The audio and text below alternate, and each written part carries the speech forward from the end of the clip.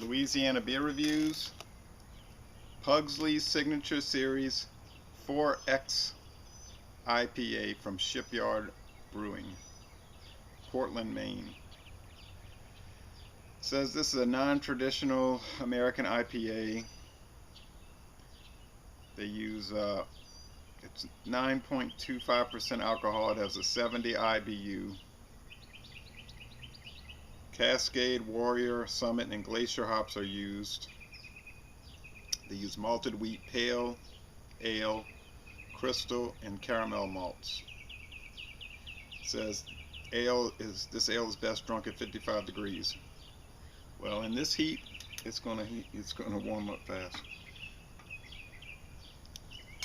If you ever get a chance, go see the Chicago Cubs.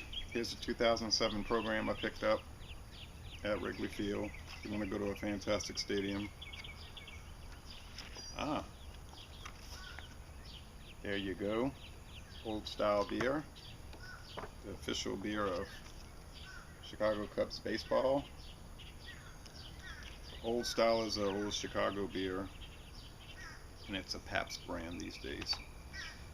So it's a very good stadium. Well, it's a very good stadium experience. It's a very old 1914 model, so it's not up to the standards of today's modern stadiums, but it's just an experience being in the middle of that neighborhood and all. Alright, let's go with this beer and see if it is an A like Wrigley Field. Gets an outstanding rating on the Beer and Me. Beer Advocate gives it a good rating. Gets a 91 out of 100 on Rate Beer, but only a 43 out of 100 for the style, which is kind of strange. So this big 1.5 pint bottle is expensive. I mean, it was like $6. I think it was on sale though. It was $5.50. I don't know, but it's not cheap, so it better be doggone good for this price.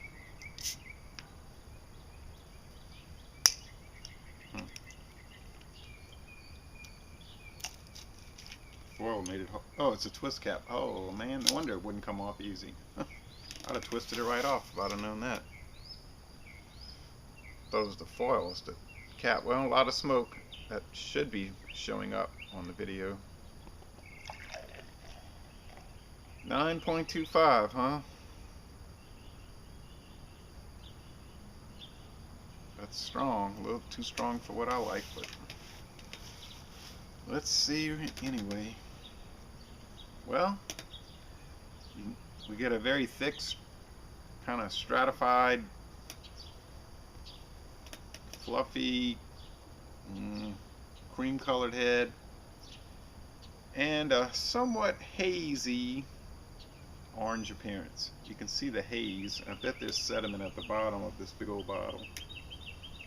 Switch that around later on. Alright, let's go with the smell test.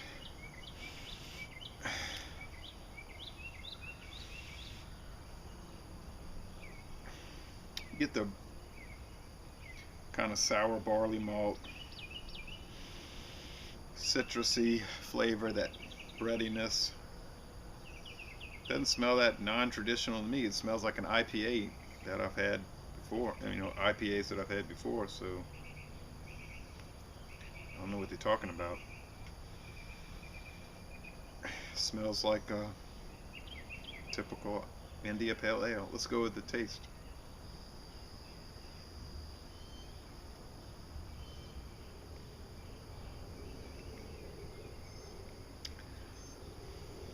Well, it's very rich. I don't see an expiration date. I'm like what Greg says on Greg's beer reviews, which are very good. He gets furious when they don't have an expiration date. So does Dave Coulter in his reviews, and I don't blame him. I mean, these companies should put an expiration date.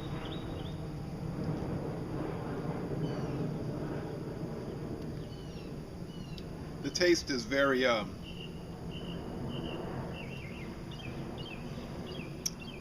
bitter, malty, bready, some citrus, that's coming from the hops. With the mouthfeel is medium to heavy, and the finish is a little barley wine like.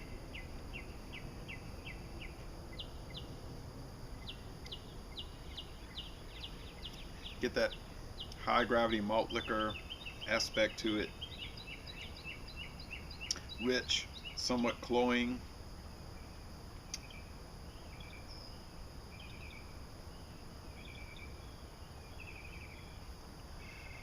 But I like those strong beers, those high gravity malt liquors.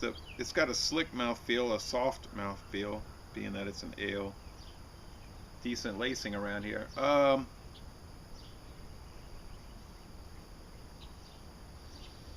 It's warming up fast. I don't know if the aroma really hasn't changed.